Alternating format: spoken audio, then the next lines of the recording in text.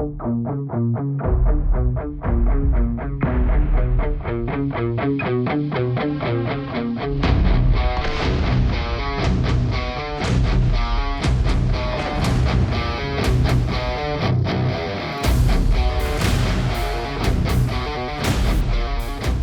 back to the Middle of Culture. I'm one of your co-hosts, Peter. And I'm your other co-host, Eden. Eden, how you been? How has the end of the year and all of that been treating you? You know, I was in bed asleep by 10:15 on New Year's Eve, so... Good for you. I think that's a success. You know, I think it was 10:30 for me, so I would agree.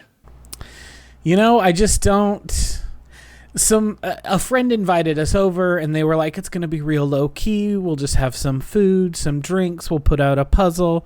And about 7:30, Cassie was like, so should we go over to our friend's house? And I was like, hey, if you want to, I will put on pants and go to our friend's house. And then Cassie was like, no, I just want to go to bed. And I was like, sweet, let's go. So she was in bed asleep by 8. Oh, good for her. Good for her. Here's the thing. This happens to lots of us. You know, this is a phenomenon that is discussed a lot, especially among teachers. But, like, I think that it's true of lots of people, especially if you ever get a little break. You know that a break is coming up. You know, Cassie had the week between Christmas and New Year's off entirely. The child care center she worked at was closed, so she was like, I got a whole week off. So, like, she was good. Everything was going okay. She was like, I just got to power through this last week, and then I got time off. Saturday after that week before Christmas, she got sick. Bam. Not sick, but just like exhausted. And spent the next like 5 days sleeping 12 to 14 hours a day. Yeah. Because she was like, I can't move my body. I'm just so tired. I'm just, usually it is sick. I was surprised it didn't turn into a cold, but this time it was not a cold. Usually she gets a cold or the flu. Well, that's good. I'm glad she didn't get sick. Yeah, but how y'all been? We've been doing all right. You know, it's been low key. I've been off this week, so I've been doing a bunch of reading and trying to do some writing and wrap up my book from NaNoWriMo. I have not finished it, but I am making progress. So other than that, It's just been nice to not have to go to work. So I won't press you on like significant details on the second novel. Is it related to that first one you wrote last or 2 years ago, or is it a totally new thing? Totally new, totally different. Nice. What I'll say is it is a sci-fi medical mystery sort of story. Okay, that sounds fun. So decided to take it in a little bit of a different direction this year. Nice. That's very cool. Yeah. But anything you've been checking out in these last couple of weeks? Anything that has jumped out at you that you wanted to talk about? Yeah. So I talked last episode about how I randomly got that manga, the first volume of the I'm in Love with the Villainess manga, correct? Yes. Well, I bought the rest of it because I enjoyed that first volume so much. So I read all the rest of that. I'm caught up to what has been released in English, which is the first 5 volumes. And it remains delightful. I had a very good time with it. A good enough time that I then turned around and bought the light novel series upon which the manga and anime are both based. And just earlier today, I finished the first volume of the light novel. And then the rest are in transit. We'll hopefully get here in the next week or so. So it was very light, very easy reading, which is good to offset, you know, the reading I've been doing for my job, which, you know, nothing too heavy. Just reading Paulo Freire's Pedagogy of the Oppressed. Oh, no big that deal. Sounds, you know, easy, you know, just like... Here's the thing. That's toilet reading right there. Here's the thing. It's very good. It's like trenchant thought, but it is quite heavy. So it's been nice to mix Pedagogy of the Oppressed with I'm in Love with the Villainess, Volume 1. So did that. And then the only other thing I'll mention in that same sort of vein is, so I don't know if we've talked about webtoons as a concept really on this podcast. Are you familiar with webtoons and how webtoons work and how you read them and stuff like that? We have talked about this a little bit, but it's been a while. Okay, so just as a refresher, webtoons are designed basically to be read on a phone. So they're really heavy in like vertical, like paneling and vertical layout, because they're designed to be read, scrolling on your phone in a portrait orientation. I don't feel like that's really conducive to the format. I don't really like reading webtoons, really. Just doesn't really work for me. I feel like there's often a lot of wasted space because of like having to plan it for scrolls rather than when you have a full page that is going to be a full page and people can see the whole full page at once. You just create things differently. So I've never really been a webtoons person, but a friend of mine was like, hey, this webtoon that I really like is being moved from there's like basically 2 tiers of access on webtoons, and there's lots. Webtoons is both a specific format and also, or a specific website, and then other websites that also do in that format. It's kind of a general term, like Kleenex or Xerox or things like that. Sure. But webtoons, the specific platform, the specific portal, has basically a 2-tiered system of people can upload their own stuff if it's a little less well known or hasn't really gotten popular. Then as a reader, you can read it as you will. You can read as much of it as you want all at once, however much of it is there. But then for the higher value or the more interesting or the ones that get more readership or the premium stuff, they have it behind a system where it basically unlocks a new chapter you can read every day, and you can pay to unlock those chapters faster. But in theory, you're like, oh, I get to go read my 1 chapter a day, which is some real bullshit as far as I'm concerned. But whatever. Just make people pay for the whole thing. That's just chapters, not this microtransaction version of letting me read the fucking book.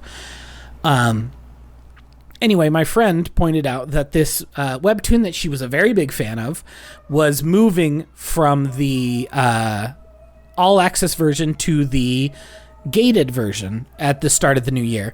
So she was like, if you are interested in reading this comic, I definitely recommend you do it before January 1st, because then it's going to be a pain.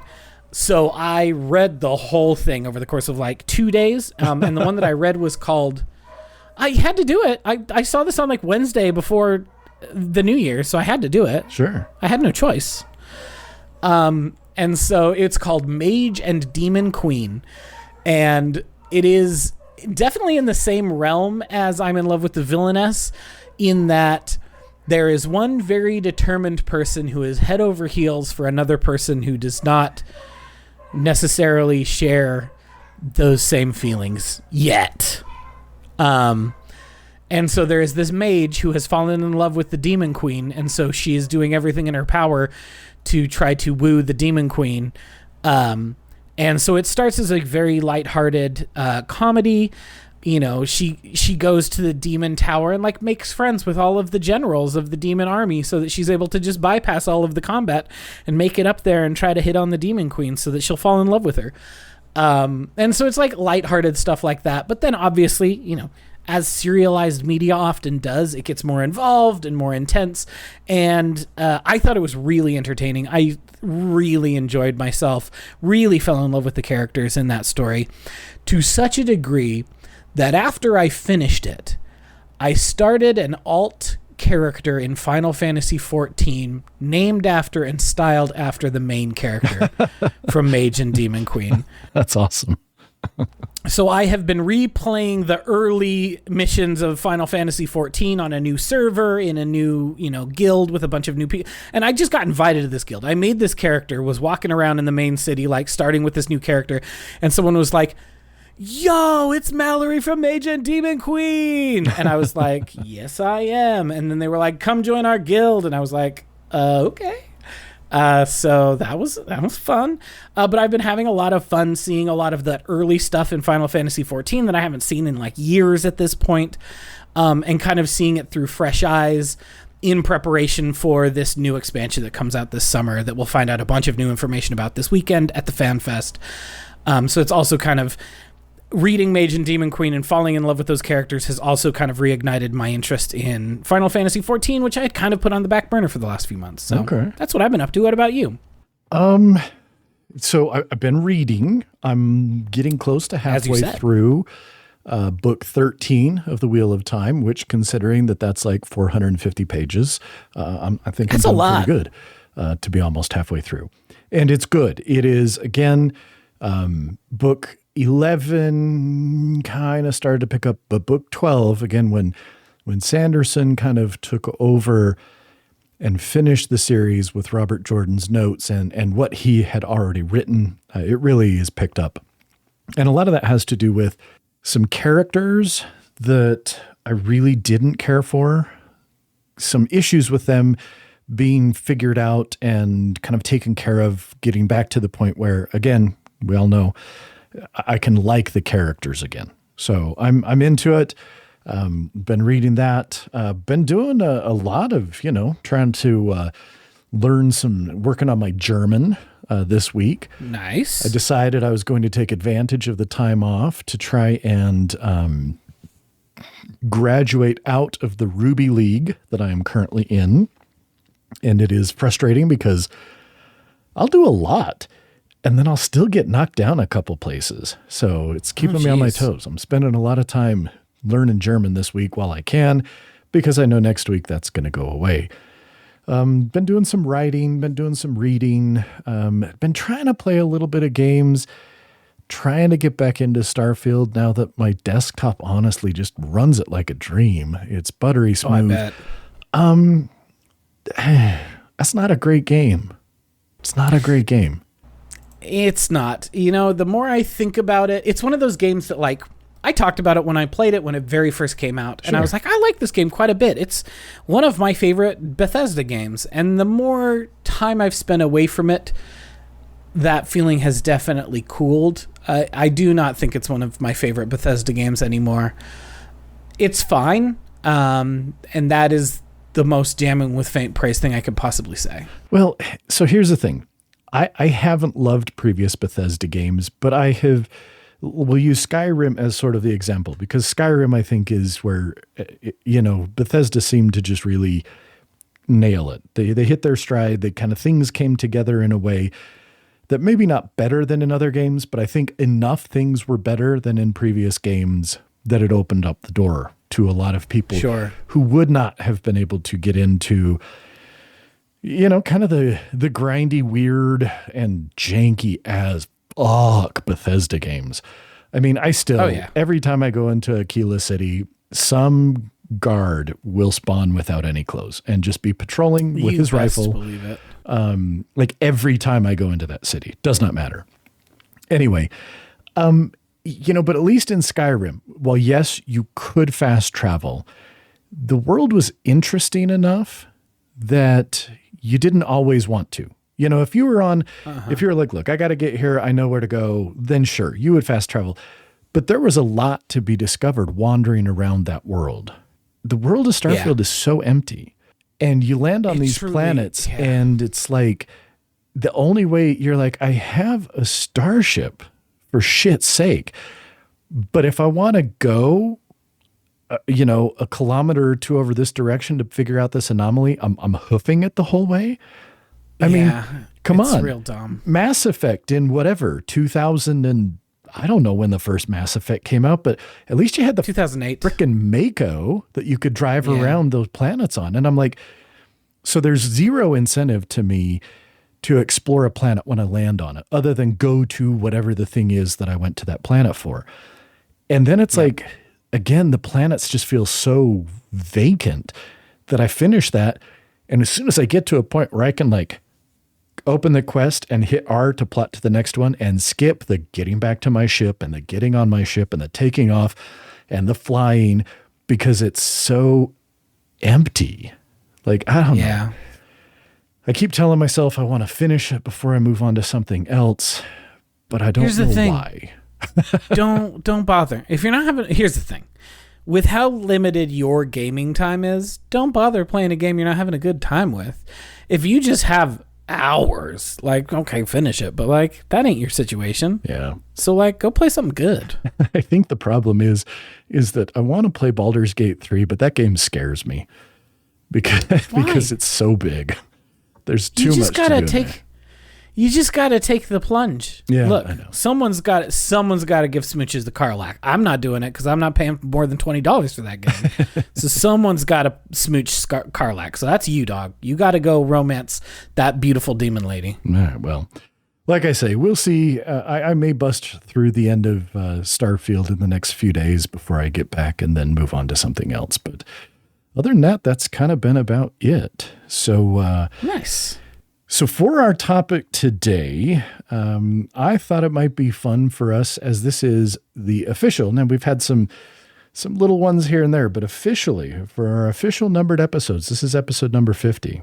And this is Nice. our second full year. You know, we started in January of 2022. And so here we go, back around year number 2. I thought it might be fun to kick off sort of the way we started this thing, and that would be talking about some of our favorite music from 2023. Now, I did send Eden a little heads up about how I was approaching this in fear that I might dominate this because I was making my list and I had a lot of stuff to talk about. But I think Eden's come up with some what sounds to me like an idea that I'm looking forward to hearing about because I think it'll be fun. But I've got some disappointments, some honorable mentions, and then not really a top 10. I mean, it's like my top 10 albums, but I didn't rank them other than what's number 1. So I know you have a handful. How do you want me to do this? Do you want me to dump my disappointments and then we kind of start going, or do you want me to do those and honorable mentions, or what do you want to do? How do you want us to approach this? So you have a top 10, correct? It is, I have 10 things in my top. Yes. Okay.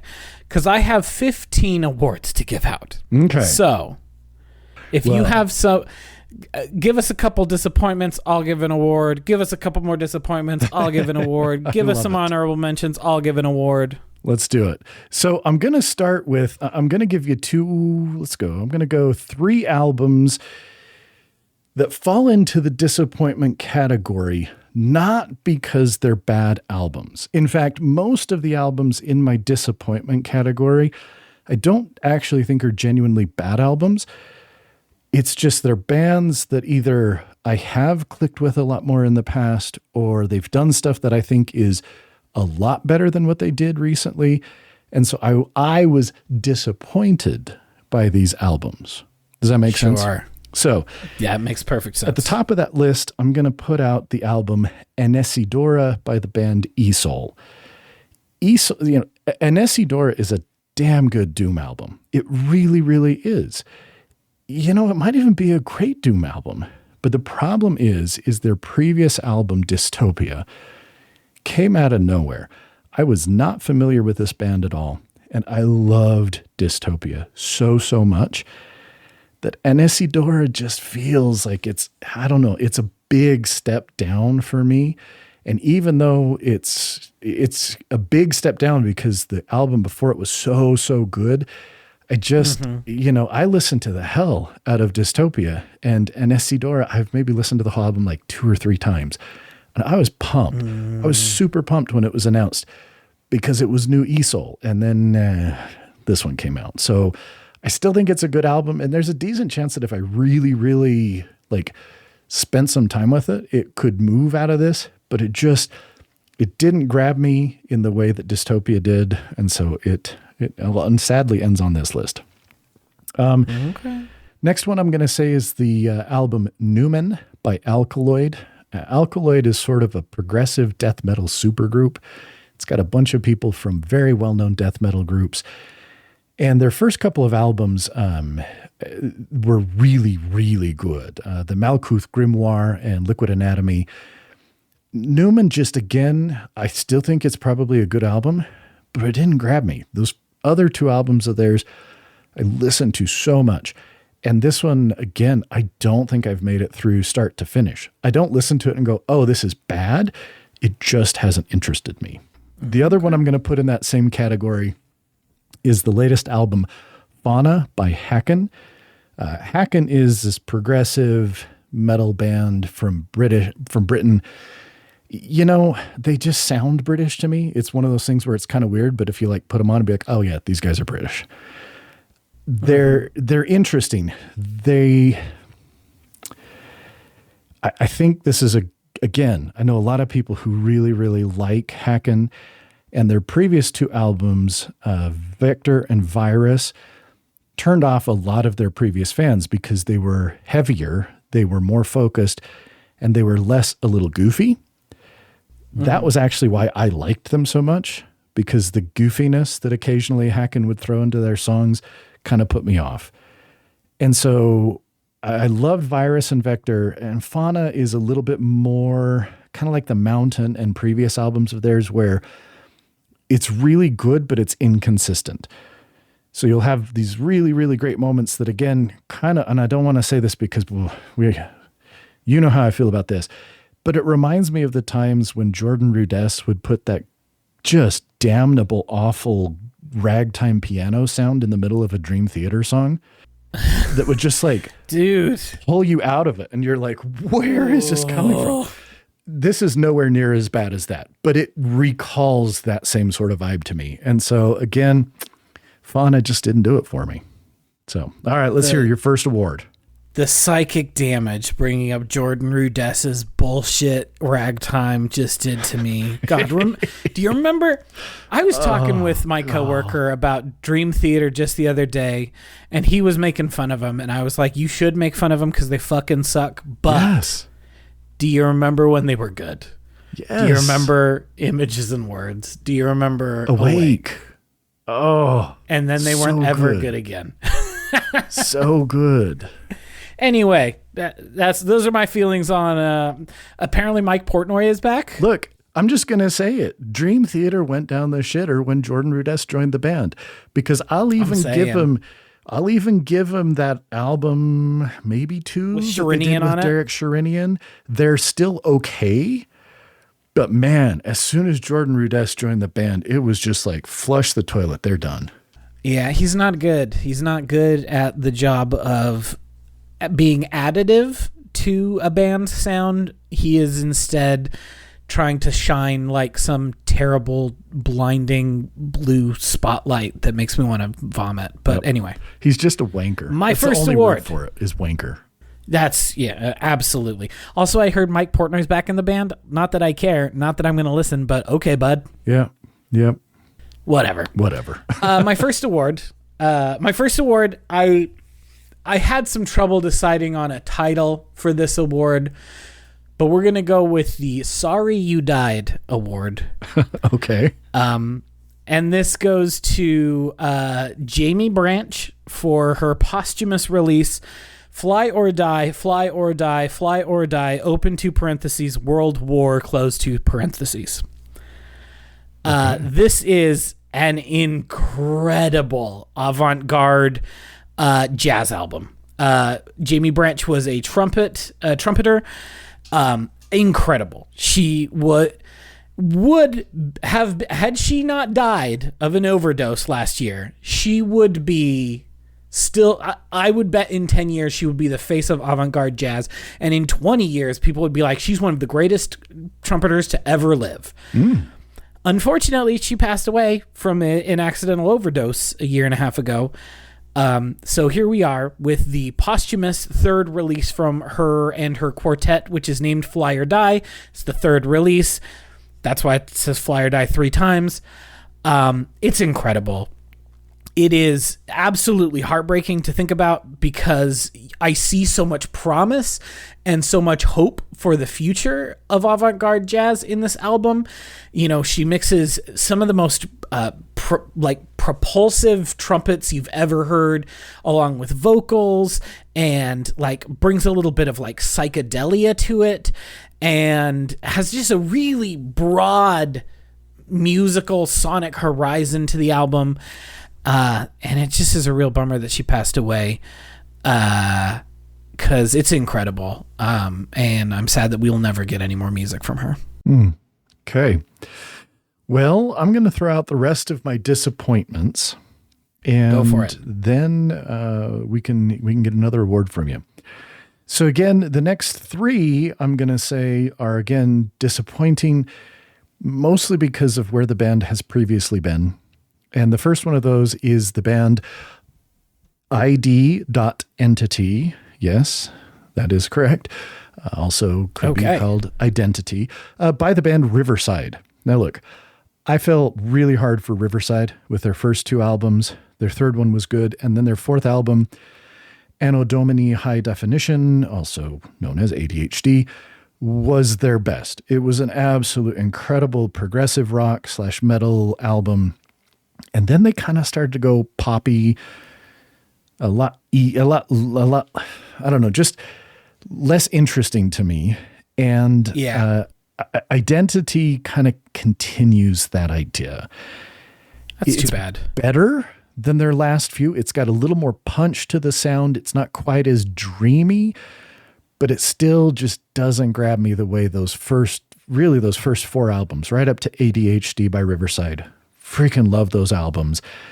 This one, it's better than they have been, but still just doesn't pull me in. The next one, Sky Void of Stars by Catatonia. It isn't bad. Yeah, man. It's just fine. And because Catatonia has done so much better than fine, anything that's less than that, I mean, their last 2 albums, this one and City Burials, coming off of The Heights, that was the one before that, whose name now escapes me. Just, again, not a bad song, not a bad album, just fine. And then there's the album Emergence by this little band from Colorado, Source. I stumbled on their first album a number of years ago and fell really hard for it.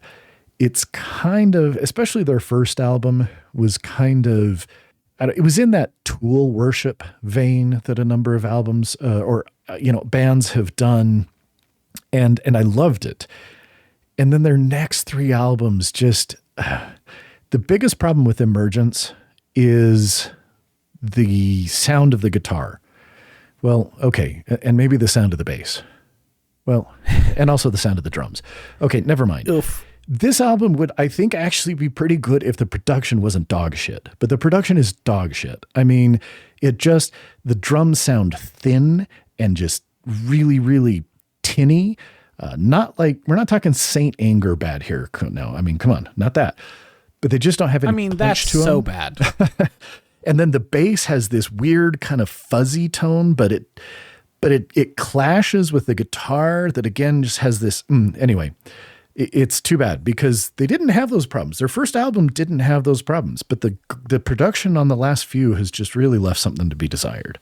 All right, now here we go. I'm going to name my one that I think is legitimately bad.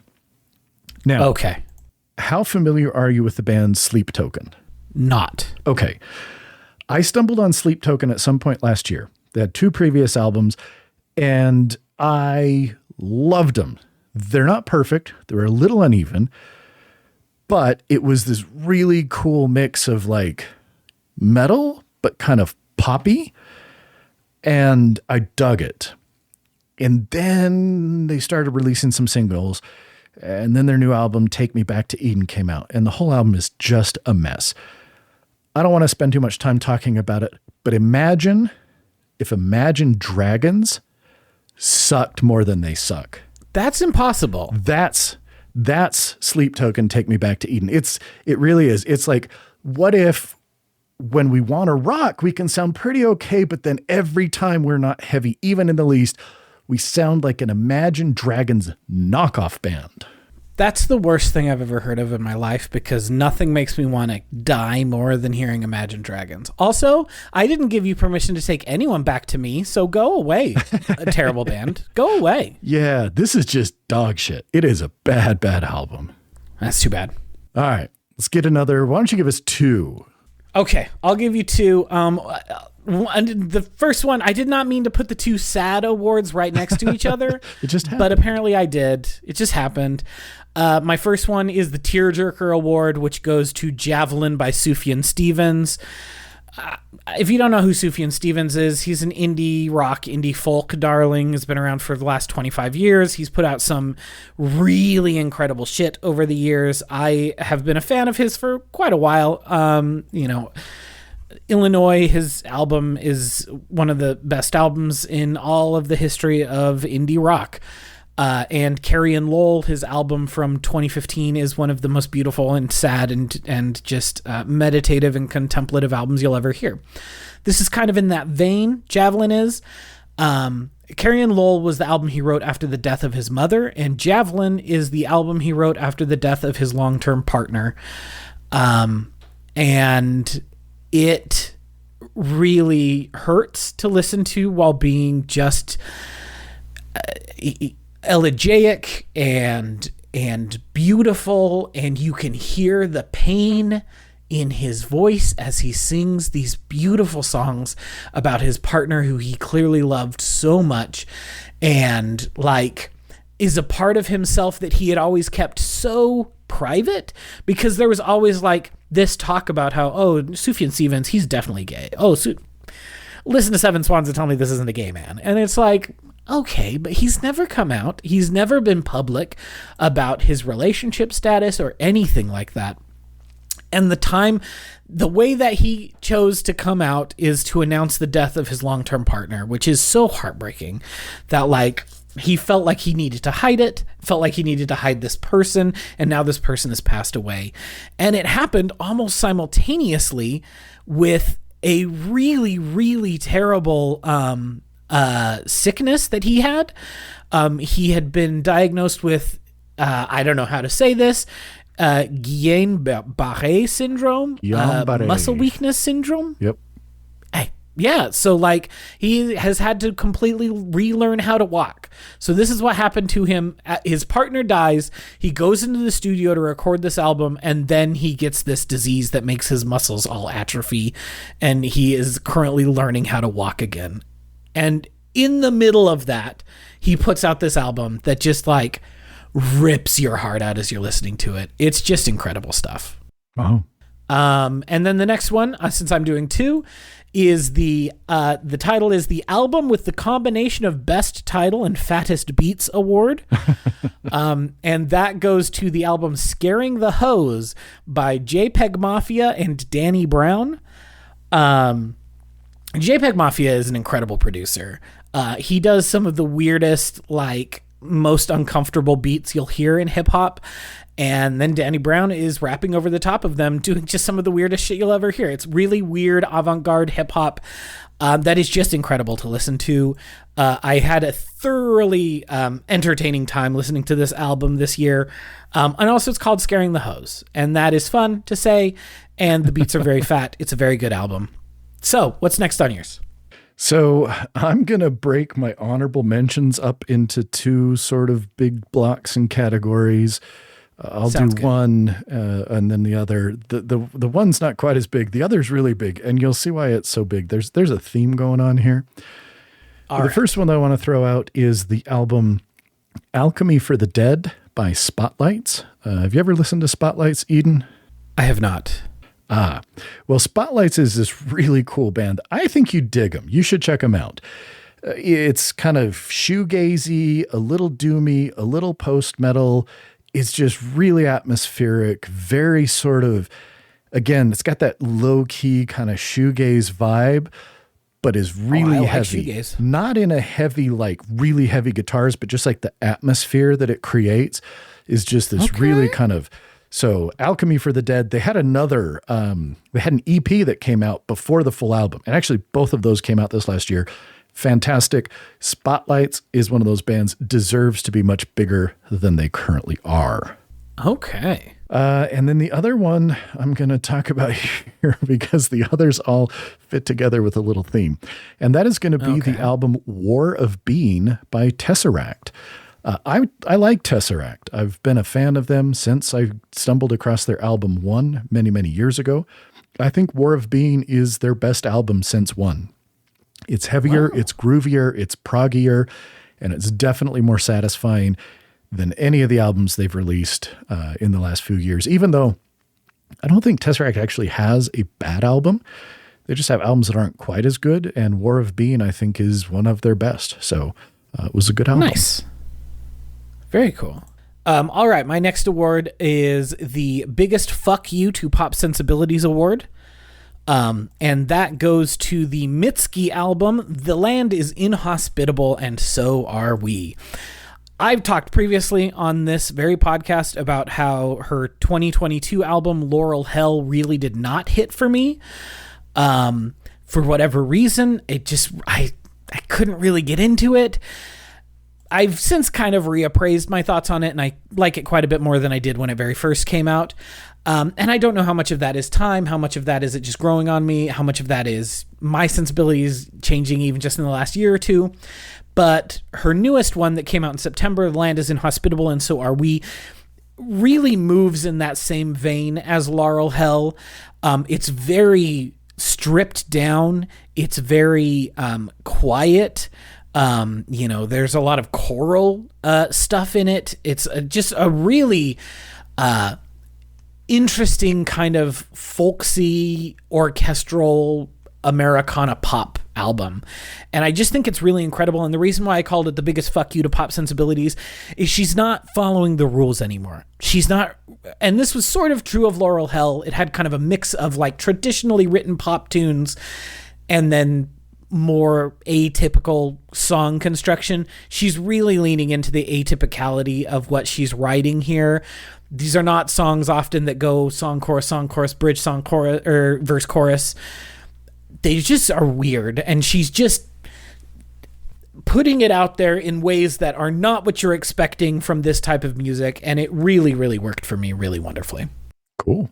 All right, so for my next chunk, and again, I'll just apologize, this is big.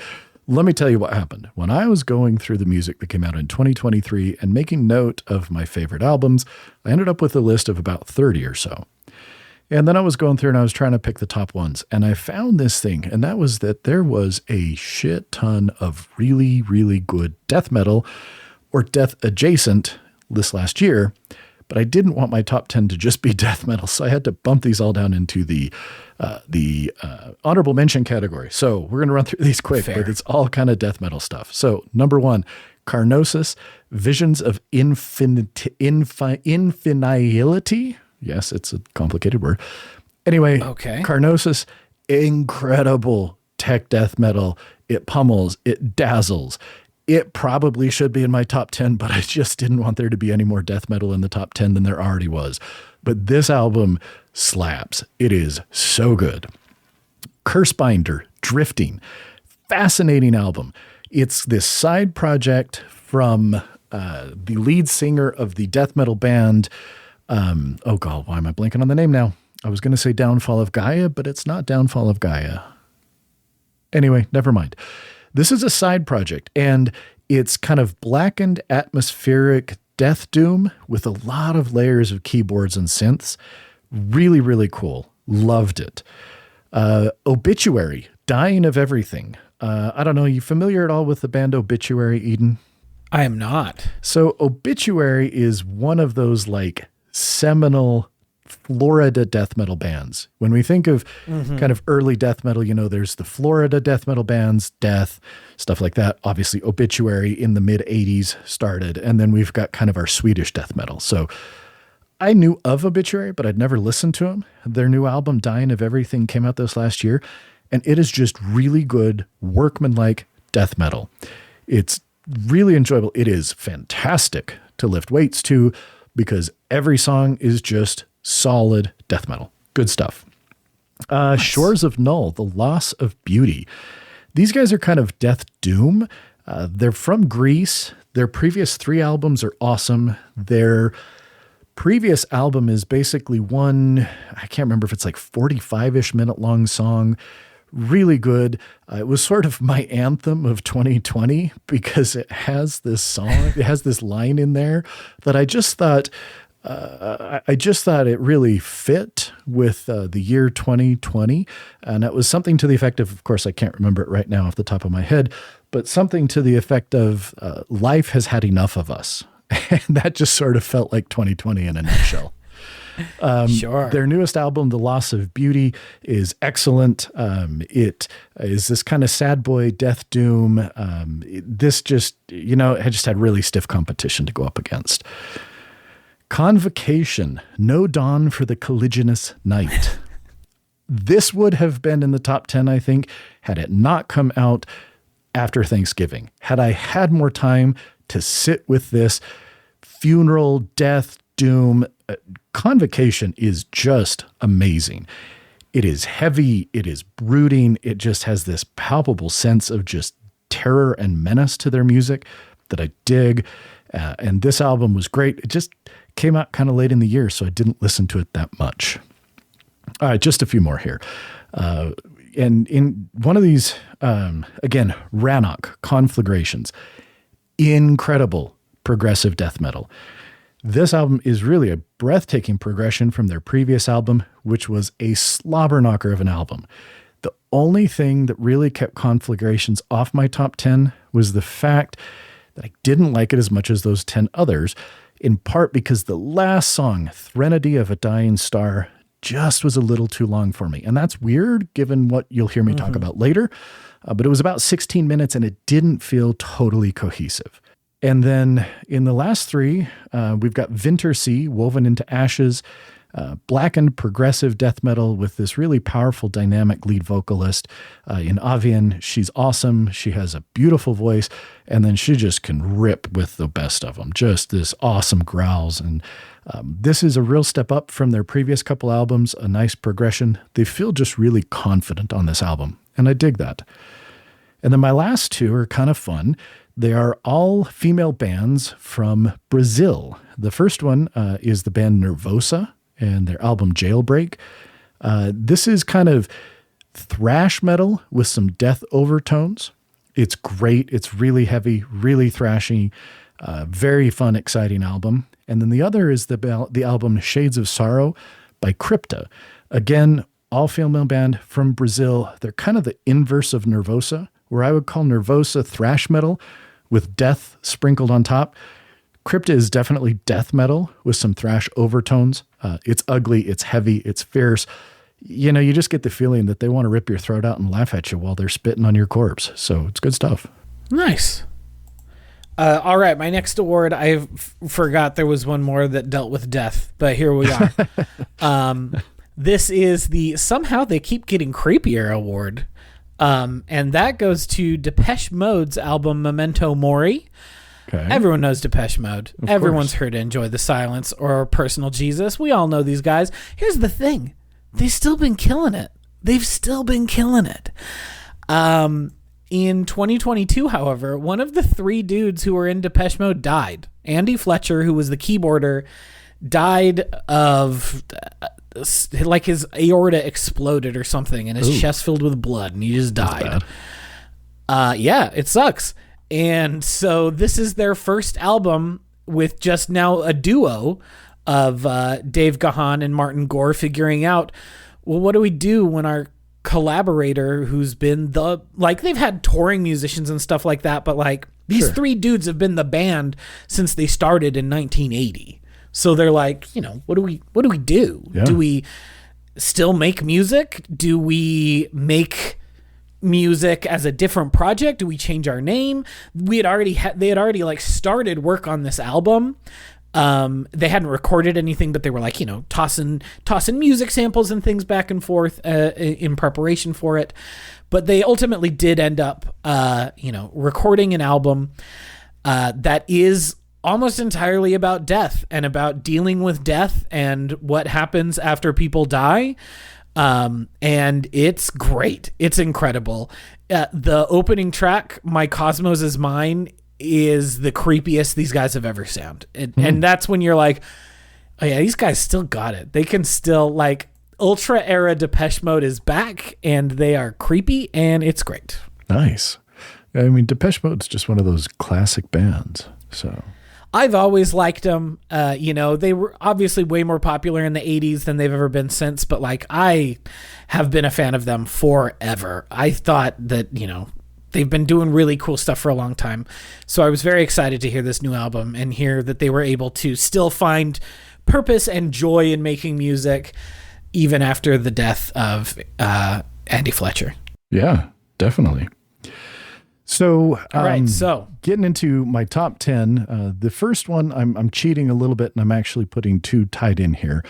And that's because these two albums are kind of in the look, life is just sometimes sad category. And on the one hand, we've got the album Distortions by the band Godthrim. This is just doomy, doom.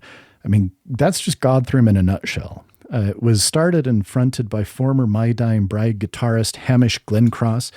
On this most recent album, his wife helps out with some additional vocals, and the two of them, just the interplay between their vocals, chef's kiss.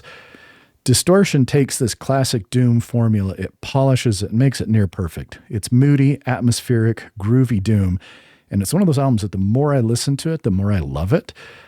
It's a fantastic album. But tied with that album on the doom front is the album Thou Shalt by The Answer Lies in the Black Void.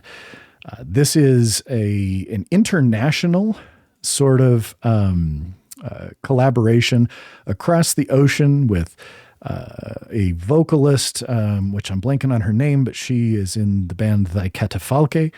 And the guitarist is over here on our continent. She's a European. This is just beautiful, haunting, emotive, engaging, kind of captivating doom metal. Both albums, Forlorn, their first one, and Thou Shalt, they're just fantastic albums. And Thou Shalt, it was one of those where at first I'm like, no, Godthrim gets the doom spot. And then the more I listened to Thou Shalt, I was like, you know what? This has got to be right up there with it. It's fantastic. Nice. All right, my next award is the award titled 1989 called The Mall in Shibuya Would Like Its Music Back, Please. And that award goes to the album Clickbait by Fresh Apple Slices. I had to put at least some vaporwave on here. This was the vape. I don't really listen. I'm an album person. As a general rule, I like to listen to a whole album. And if the whole album isn't catching me, then I don't usually keep listening to that artist. The only exception to that is vaporwave and future funk playlists, which I will find ones that someone else has put together on Spotify that are like 72 hours long or whatever the hell, and just like throw that shit on shuffle. And so obviously I'm not listening to whole albums there, but enough songs that I noticed from this artist, Fresh Apple Slices, were popping up in this, and I was like, oh, this is catchy. This is really good. Eventually I clicked through, found this album that came out earlier this year called Clickbait, and it rules. It's just very, very good vaporwave, mixing the sound of late 80s, early 90s anime OPs and fuzzy beats and weird vaporwave stuff. I just thought it was a delightful album, and it's my one big vaporwave mention I'll make on this list. Cool. So my next entry is the band Mourn with their album Engraved with Pain. Now that right there, listener, that should let you know what kind of album you're getting into. Mourn slip into that kind of liminal void between classic doom metal and kind of the grimier edges of like classic British crust. Some of the slow burn of post metal is there, and you just end up with this really heavy, dark, atmospheric, kind of captivating music. Their previous studio album, To the Night Unknown, came out in 2018. They've had a couple live albums that they put out in between them, but they dropped Engraved with Pain this year. 4 songs, each one 10 plus minutes long, brooding, building, kind of dynamic, and just, again, this kind of dread, sense of dread in the music. Interestingly, because of kind of the longer, slower burns of this album, this was this year's writing music. Last year, It happened to be the album Folium Lumina by the Otolith. That was what I did most of my NaNoWriMo writing to. Engraved with Pain just happened to be, I don't know, it just kind of created a great atmosphere for me to write in. And it is an excellent album, and I love this band. Nice. My next title is very short for the next award. It's just called Finally! And that award goes to The Record by supergroup Boy Genius. Boy Genius is a group made up of 3 incredible indie musicians, Julian Baker, Phoebe Bridgers, and Lucy Dacus. And their EP, that the self-titled EP that came out in 2018, it was incredible. Introduced me to these three women who I have since gone on to become very big fans of in their own right. They're all doing really incredible work in the kind of melancholic indie folk rocky space. And finally, after 5 years of waiting, they put out their album. It's just called The Record, and it really shines as a testament to what a supergroup can do that makes it, if not better than, definitely equal to the sum of its parts. There are lots of times I listen to a supergroup and I'm like, that's fine, but I'd rather just listen to their stuff. Mm-hmm. But this really, really works. And comes in between, the EP came out in 2018. This came out in 2023. All three of them have put out monumental albums between those two that have skyrocketed them to acclaim in the indie rock and alt rock spaces. And then this comes out and it's just incredible. It just fucking rules. It's just a very, very, very solid indie rock album. Awesome. I have heard of them. I've never listened to them, but I've heard a lot about them. So they're very good. Cool. I mean, if you've seen a non blockbuster movie in the last 5 years, it had a Phoebe Bridgers song in it, so you kind of know what you're getting into. But yeah, excellent. Well, my next entry is the EP "The Fear of Fear" by Spiritbox. So Spiritbox is one of those bands that I kind of have an inconsistent relationship with. I heard of them when their self-titled EP had come out, and I listened to it a little bit, lost interest. They dropped a few singles, and then I kind of got back on board as they were getting ready to release their first full-length album, Eternal Blue. And I was a huge fan of that, listened to it a bunch. And then kind of what ended up happening was, they released some singles in 2022 that were a little more experimental. And that's cool. I love it when bands try and do different things. But they just didn't quite click with me. And so they'd fallen off my radar, and they had dropped a few singles from this upcoming EP that were good, but again, they weren't grabbing me. And then they dropped their single Cellar Door. And Cellar Door was just fucking awesome. Like, I love that song. And so all of a sudden I was all back in on Spiritbox. And then the whole EP dropped. It's 6 songs long. I think it's under 30 minutes. And it's this really cool kind of, the first track is really heavy. Cellar Door might be one of their heaviest songs. No clean vocals whatsoever. Just really, really in your face. And then it transitions into Jaded. And Jaded is a bit of a mix. There's a lot of clean vocals, a little bit of harsh vocals from Courtney LaPlante, who folks, Courtney LaPlante, absolutely incredible vocalist. If you haven't listened to her, she's just amazing. And she can kind of do it all. Has this beautiful, beautiful kind of little bit lower register, almost a little husky kind of voice when she sings clean. She can do these really lovely, ethereal, light vocals where she'll really get breathy and add a lot more air into there. And then just when she wants to just growl, she can just growl. But then you move through this and it's like heavy song, sort of in between song, a little bit. Then the third song is a lot lighter, a lot more melodic, a lot more atmospheric. And then the fourth song, Angel Eyes, comes in and again, just kicks you in the teeth. Super heavy, really eclectic. And then it kind of goes through this cycle. So it kind of takes you on this nice little journey through the 6 songs, the 30 minutes.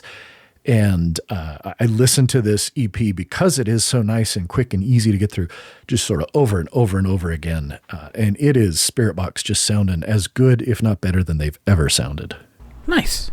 All right, my next award is Disco is Back, Baby, which goes to the album That! Feels! Good! By Jessie Ware.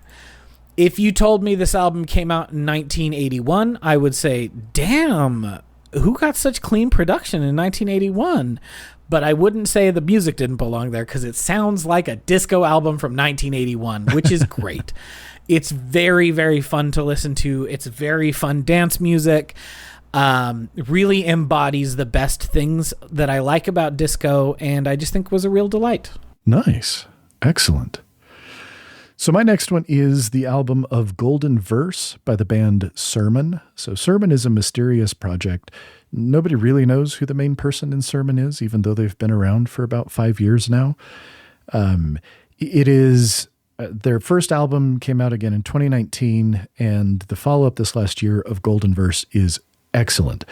It's kind of dark, emotional, progressive, very, very drum-centered. This is kind of my drum album of the year.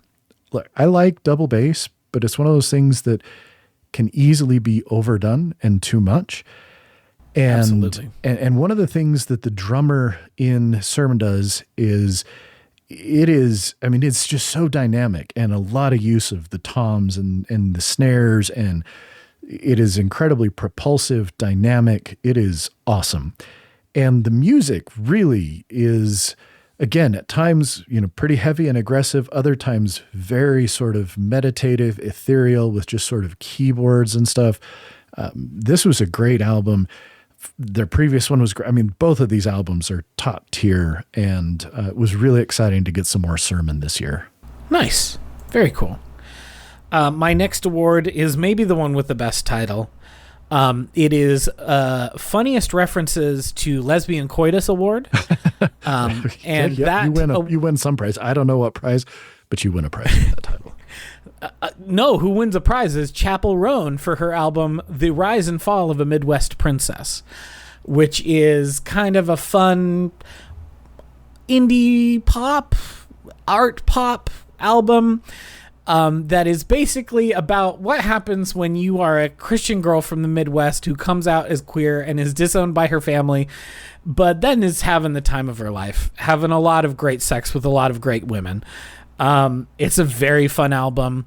It's got some real bangers. If you've been on TikTok, you've heard some bars from this album because it got a lot of play on TikTok. More than one of her songs did. Casual specifically is an incredible song. And really encapsulates, as far as I understand it, not being a lesbian relationships, because it's like going from 0 to 100 in 6 seconds flat. That's how they do it. And that's what that song is about. And it's really great. There you go. So my next album was an interesting one. Imagine, if you can, the bright colors, the neon glow, the vibe of either Miami Vice or even, for people not quite as old as me, think of GTA Vice City. Now take that aesthetic, that vibe, and blend it with modern metalcore, and you get the band Knight Rider and their debut album Knight Rider. So Knight Rider was born from the ashes of the band Affiance, and I liked Affiance a lot. They were really melodic, great. Their vocalist he's got an incredible voice. And a couple years ago, they said they were calling it quits. And I was bummed. I was disappointed because they'd really kind of hit their stride. Their last full, I guess technically it's an EP, but their last album, Gaia, was by far their best work. And so it was a little bit of a bummer to see them disappear. And then all of a sudden last year, maybe it was even 2021, this band Knight Rider releases a cover of the Kate Bush song Running Up That Hill, as it was getting, super popular again because of Stranger Things. And I was like, sure, that sounds exactly like the dude from Affiance. And so I go and I'm looking into it and I'm like, yeah, that is. It's totally the lead vocalist. I'm like, okay, cool. Another place for me to listen to him. And then the album Knight Rider drops. And the whole album, again, just think of that neon, bright GTA Vice City vibe with this modern production, chuggy, heavy guitars, great breakdowns, and then just amazing, powerful vocals. And I'm looking into it and come to find out this is literally the band Affiance. It's the exact same band. They just wanted to make this shift in their sound and kind of how they were presenting themselves. So they killed the one band and they started a new band with a new name. And it seems like it would be a gimmick, but it totally works. It is so good. It is like, what if, again, 80s metal, but modern sounding. And this is what we wish the 80s maybe sound. It's a cool album. And I just keep coming back to it because it is so much fun to listen to. Nice. That sounds really fun. My next one is the I Like It Despite the Pronunciation Error award. And that goes to Pink Friday 2 Gag City Deluxe by Nicki Minaj. Ah, there you go. It's very fun. It's like 25 tracks long. I almost called it the Why Did You Put So Many Fucking Tracks on Here, Nicki award. But also, it's just very funny in this one song where she says, high heels on my tippies, Dolce and Gabbana on my titties. And it's like, babe, it's Dolce. It's Dolce. There you go. Other than that, it's a banger record. It's got some real heavy hitters. Again, if you watched TV in the last year, you've probably heard 3 songs off this album. It's great. It's fun. I get over the fact that she says Dolce and Gabbana, and it's fine. You just have to sometimes. You got to make sacrifices. Sometimes you do. So, other than that, it's a pretty damn fun album. Excellent. So my next album on this list, I won't talk about too long because I did talk about it earlier last year when it was released. But that is the band Exul from Neobliviscaris from Australia. I have loved them since day one when their first album, Portal of Eye, was released in 2012. Honestly, I've been a supporter of theirs on Patreon for years now. Their last album came out in 2017, and then we had to wait 6 full years until we got Exul. Exul, I think, is... while not my favorite Neobliviscaris album, I think it's actually their best. And it does, again, has their absolute best composition ever, in my opinion. And that is the 2-parter Misericord Part 1 and 2. It is beautiful. It is aggressive at times. It is contemplative at times. The way that Tim Charles works his violin throughout all the songs and makes it such an integral part of the music.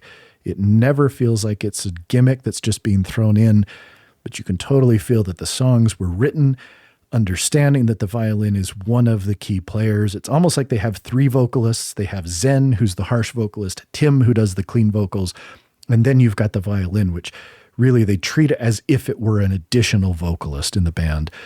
And it's an excellent album, and it was well worth the 6-year wait. Nice. All right, my next award is, I know this came out in 2022 technically, but it was mid-December, so it fucking counts. Award. Totally counts. And that goes to SOS by SZA, SZA. It's their sophomore album. I have talked at length about how Control, maybe not on this podcast, but in my life, I've talked about Control, her debut album, was incredible. It was sensational, and I was like, I don't know how she's going to follow this up. She can't possibly top it. And then she topped it. SOS is an incredible album. Just the nastiest, most beautiful R&B all the way down. Nice. She's got an incredible voice. She sounds like $1,000,000. It's very, very fun. Excellent. So my next entry is, and this is again one where there's another album that could have been here that I'm going to briefly mention. And I can't even, I can't pronounce it. I don't speak Icelandic. But there is an Icelandic black metal band, Arstidir Ilsvins. Their most recent album that came out, it's just 2 songs, 20 minutes long each song, so 40 minutes long. Excellent black metal. But the black metal album that really got its hooks into me this year was Black Braid 2 by the band Black Braid. Black metal is a little tricky. For me, at least. It's tricky because of a lot of reasons. There's a lot of baggage associated with black metal. Characteristically, it has had absolute dog shit production that sounded raw, grating, and lyrically kind of often moved in places that just weren't for me. I mean, when you've got bands where lead vocalists are murdering other lead vocalists, maybe there's something going on in your music. Jesus. That's if you go back to like the late 80s, early 90s of black metal. It's dark. Sure. It's dark. Yeah, it is. At the same time, one of the things that has been really interesting about black metal is it has become this incredible area for creativity where artists tend to imbue something about themselves into it. Their heritage, geography, something like that. I mean, we've got the band Second to Sun, that all of their music is built on Russian folklore and folk tales with folk melodies, turned into just this nasty black metal.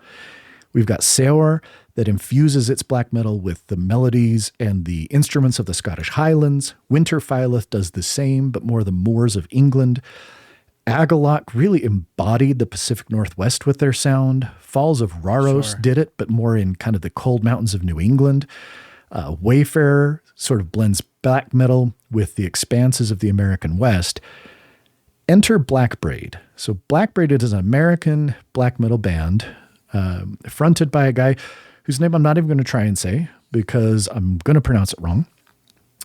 But he is an indigenous American. That is his heritage. And he brings that in. He brings in, some of the flutes, the instrumentation, the sound, and melds that with black metal. And it is fantastic. The first album kind of felt like a bit of a teaser. Didn't feel like a complete album. Black Braid 2 is fully fleshed out and supremely confident in what it is. And one of the things that I love that they do on this album that's really cool is you'll get a short acoustic interlude, often with some of that flute, that will then be the guitar melody that goes into the next album and will be sort of the key central melodic motif for the next full song. And it's really kind of cool to get this little acoustic taste of it, and then you get the fully fleshed out songs. It's a great album. I've been listening to it a ton. And it is fierce, fiery, powerful music that I find incredibly moving and incredibly interesting. Nice. That's very cool. My next award is the Absolute Sex Award. And that goes to The Age of Pleasure by Janelle Monáe, which is the horniest album on my list by a very large margin. Even more than the Chapel Roan album, which is saying something. It is an album about pleasure, and that is all the album is about. She's still got one of the best voices in all of pop and R&B music, and she's just doing incredible work living her luxurious, hedonistic, liberated lifestyle. So good for them. I misgendered them. I realized I just found out recently Janelle Monáe came out as non-binary and uses they, them pronouns. So good for them. Sorry I misgendered you, Janelle. Album slaps. It's beautiful. It's great. It's awesome. Next. Excellent. So we're getting into the last couple here on my list. The next one is in some ways a surprise that it's here, and in other ways not a surprise at all. And that is the album Holocene by The Ocean. Not a surprise that it's here at all because The Ocean has been on a tear. I mean, starting with Lee Jail and moving on from there, just album after album, they have been establishing themselves as one of the most interesting bands in metal with this post-progressive, just expansive, really, really cool stuff. Oh, yeah. But surprising that it's on here because when this album came out, I remember sitting at dinner with friends. We were going to go see Yob down in Salt Lake. And we were talking about this album because it had recently come out. And both myself and this other couple, both of whom were total metalheads, we all kind of looked at each other and we said, you know what? I think Holocene might be The Ocean's worst album. Oh. Fast forward to a couple months later. We were on a trip. I was driving somewhere and I thought to myself, you know what? I'm going to listen to it again. And I listened to the whole thing. And it was just like something opened up to me to the point that I now think Holocene may be very close to, if not the best album The Ocean has ever made. Dang. It is, and it's interesting. This is primarily written by their keyboardist. And there's a lot of buzz online, people saying, well, they shouldn't have made this an official The Ocean release. They should. And I said, no. And as I listened to it, I thought, no, this is a band who is so confident in who they are and the quality of what they can do that they said, yeah, let's take this thing that feels a little different, that is very atmospheric, very keyboard heavy, very sort of moody and groovy at times. But we're going to put our name on it because this is us still doing something we believe in. It doesn't mean that it isn't heavy. There's still wonderful parts of metal in here, but the way the songs build and ebb and flow, and it is such a cool album. And just the more I listened to it, the more convinced I was that everybody who dislikes this album, I really think they just didn't give it a chance. I'm going to have to check it out. I have not listened to the last three albums that the Oceans put out, but I remember really liking them back when I was listening to them. I think, and I could be wrong, and please tell me if I am, but I think with where your musical tastes are these days, I actually think you're going to like this album way more than some of their others. I mean, it is Good to know. like there's some just really cool electronic elements, but then we'll build. And again, just the stuff they do on this with the dynamics, it's top-notch stuff. Nice. All right, my next award is the Fuzz, yes, that's 3 Z's award. And that goes to Born Under a Mad Sun by Church of Misery. Are you familiar with Church of Misery at all, Peter? I am not. They feel like a thing that you would be interested in as a dalliance, not as like a long-term thing. Church of Misery is actually a Japanese doom metal band. Okay, I'm totally checking them out now. Started back in the 90s. It's not super doomy as some of the other stuff you've listened to. The closest thing is like, it would be like, what if some Japanese dudes decided to take Black Sabbath's style and then make it the heaviest shit you've ever heard in your fucking life? No, that's what I'm reading here is Black Sabbath style doom. And I'm going, yeah. all right, yeah. Oh, I'm gonna it's great. Almost all of their songs are about serial killers. And that is also true of Born Under a Mad Sun. Almost all of the songs are about different serial killers. It's not like you can understand what's being sung anyway. It's just the heaviest, gnarliest doom. It's really fun. I think you'll like it. I found it delightful when I found them. It's a really interesting thing because, like, they've had so many dudes. There's been one dude, the main dude in this band is the only one who's been on every album. He cycled through people nonstop. Yeah. And the original vocalist came back for this album 30 plus years after he left the band. It's hilarious that he came back, but it sounds great. And it's a very fun album. I really enjoyed it. Excellent. Definitely looking forward to checking that one out. All right, my second to last spot. This would be the gets the award of most self-indulgent, perhaps. And that would be the album Future Shadow Part 1, The Clandestine Gate by Oregon Doomster's Bell Witch. This is doom, but this is funeral doom. And the more I think about it, the more I think that funeral doom might be the very least accessible subgenre in all of music. People are going to be put off by the fact that it's metal. Then add in the harsh, growly vocals, the incredibly slow pace of the music that vacillates somewhere between 40 to 60 beats per minute. Oh, and the fact that the albums tend to be extremely long. For example, Clandestine Gate is a single song that is 83 minutes long. Yikes. Furthermore, it is part 1 of a planned triptych of albums, each of which will be approximately the same and will perfectly, again, reportedly, blend into each other, with the third song circling back around to the beginning of the first. So basically we have an Ouroboros of funeral doom that will be nigh unto 4+ hours long. That could then continue indefinitely. Again, a little bit navel-gazy. However, these guys do it so well. Their previous album, 2017's Mirror Reaper, was just an incredible album that was sort of a celebration of the life and the mourning of the death of their original drummer. Bell Witch is 2 people. It is a bass guitar and a drummer. That's it. All of the guitar is bass, and it gets super fuzzy at times, but it's also very clean at times. They've got organs. It is, again, very slow, ultra plotting, thematically heavy, but it is so almost meditative and contemplative. So once I finally got into Mirror Reaper, I fell so hard for the band. The Clandestine Gate was announced on April 18th of this last year. And then, much to everybody who's a fan of the band's joy, actually released 3 days later on the 21st.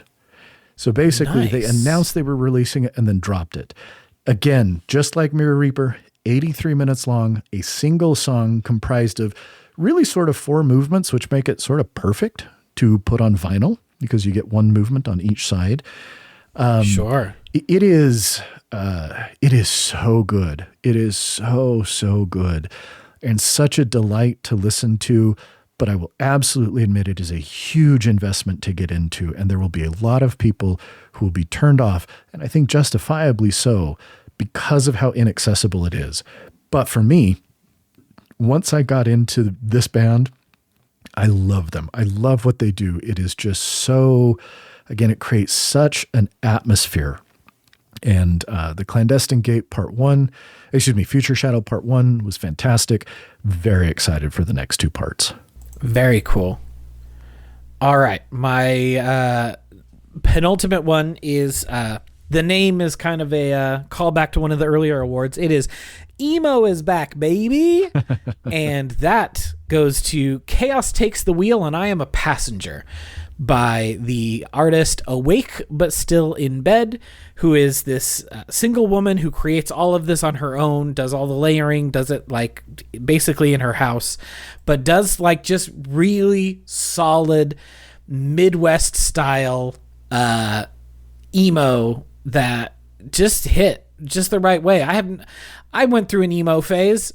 I really liked it. For a lot of everyone has to go through their brand new phase. I went through my brand new phase and I still like them, but I don't listen to them very often these days. But for whatever reason, Awake But Still in Bed just hit, and I really had a very good time with it.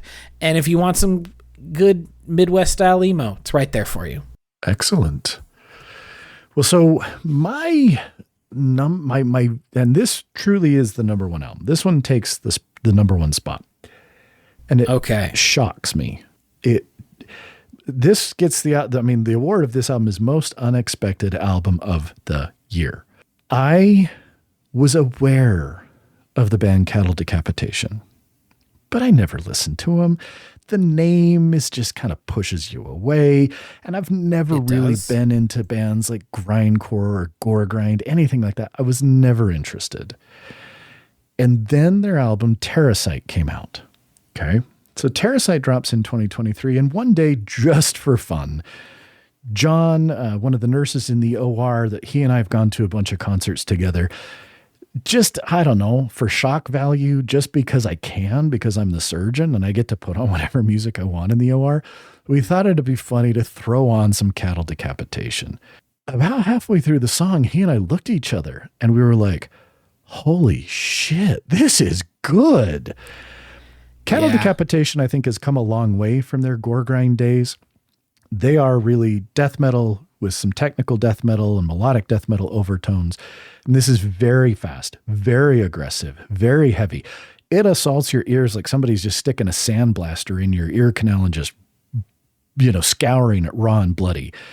The vocals vacillate between these low death growls, these higher blackened shrieks, these distorted, I can only really call them goblin-esque singing vocals, and then some actual cleans that when Travis Ryan deploys them are so incredibly effective.